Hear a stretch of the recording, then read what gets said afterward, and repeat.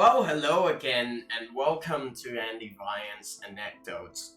Today we will be reviewing Oats Studios' Zygote, released in 2017.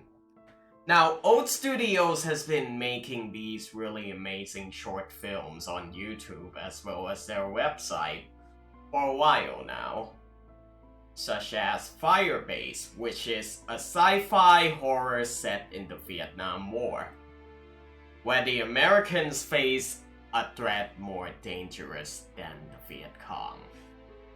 And Raqqa, a sci-fi dystopian short film which shows humanity under the control of an alien race.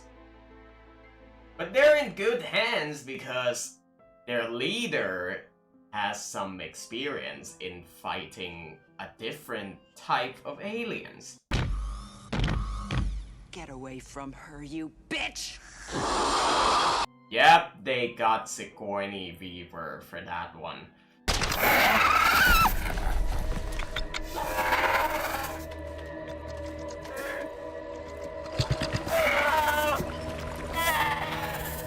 Cut its fucking head off.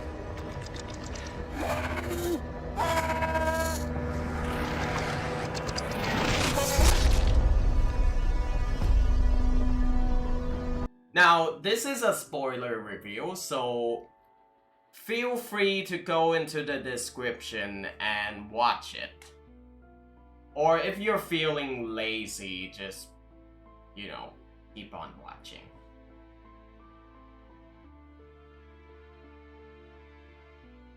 Alright, spoiler starts in 3, 2, 1. Zygote is about two people who are facing a threat at their meteor mining facility. The threat in this place is a monster that came from the meteor. Well, at least this one doesn't turn people emo, am I right?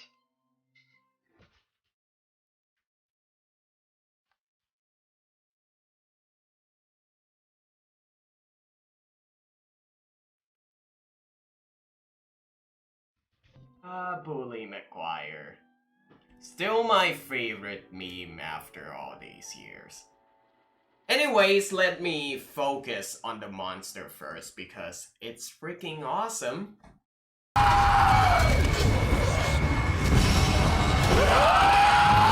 What this creature does is manipulate the miners into making them a suitable body.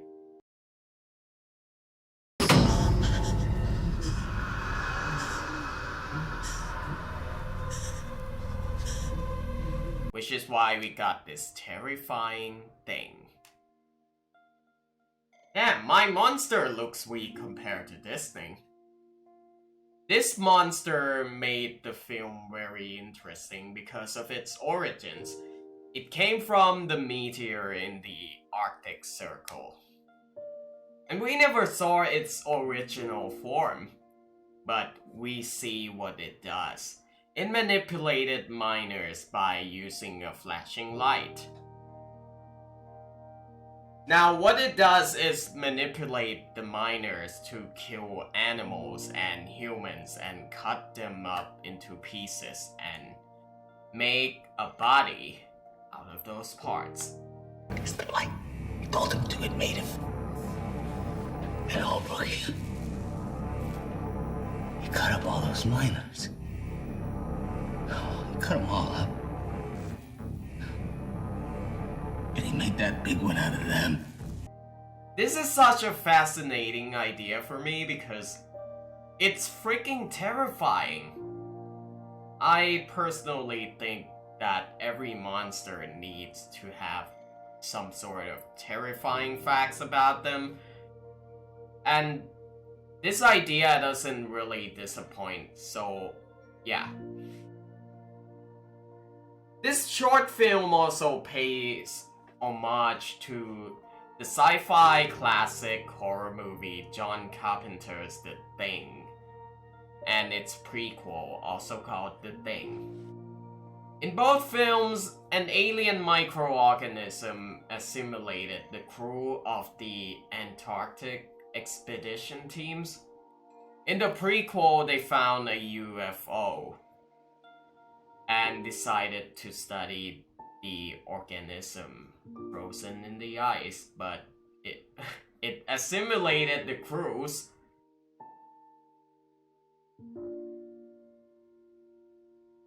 This film borrows heavily from the plot of The Thing, but rather than playing with the idea of who became the Thing, they chose to focus on one monster, just like the original Alien from 1979. Although they kept the assimilation thing because, well, just look at the monster, man. Fucking kill me!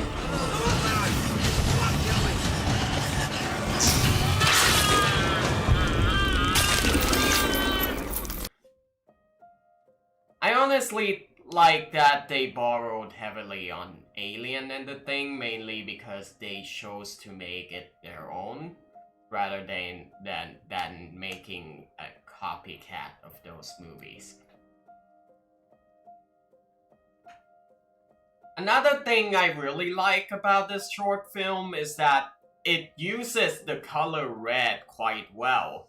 Red in this film represents danger. Each time the monster is about to attack Barkley and Quinn, there is a prominent usage of the color red, signifying danger.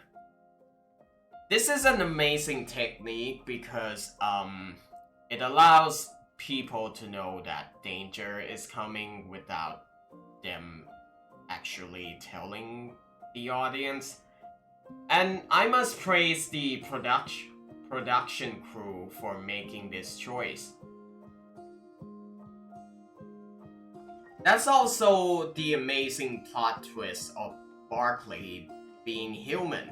Initially, she was thought to be a synthetic human, but it was revealed that the mining company indoctrinated her into thinking that she's a synthetic being. This is because the mining company wanted to reduce the budget of making real synthetics.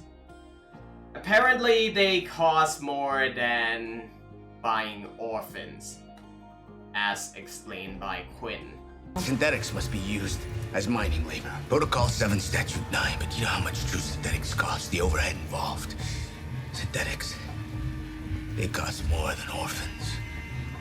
We purchased you from the Strata Group. Company bought you when you were 2 weeks old. They're fucking human, Barkley. Basically, they buy orphans as a youngster, then indoctrinate them into thinking that they are robots. There were, in fact, there were hints in the first act that Barkley is human, like Quinn telling her to eat, and the fact that she showed quite an array of emotions, like being terrified of the monster. Well, good thing she faced another monster before, right?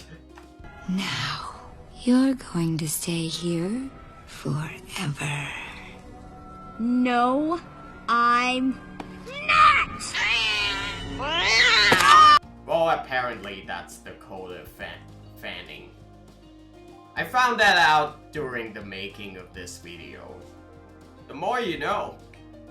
Anyways, this revelation is very intriguing for me because it reflects real life, where employees of mega corporations face harsh working conditions. Not to this degree, but still. In this case, indoctrinating their employees into thinking that their destiny was to die. Indeed, an extreme case of slave labor. Overall, this short film is a thrill to watch for me. and I would certainly recommend it to everyone, except those who doesn't like gore. But anyways, it has a simple yet amazing premise, an amazing plot twist, and a very unique monster. If you enjoy monster or alien creatures, this short film will not disappoint you. It is a 10 out of 10 in my book, and that's not even an over-exaggeration. I feel like it's a unique short film. It is just flawless to me. I enjoy it, every single bit of it. The plot twist, the amazing cinematography. Anyways, if you enjoyed my content, feel free to like, share, subscribe, turn on notifications, and leave some constructive criticism. This has been Andy Vian's Anecdote. Be happy, enjoy life, and stay devious. Peace be upon thee.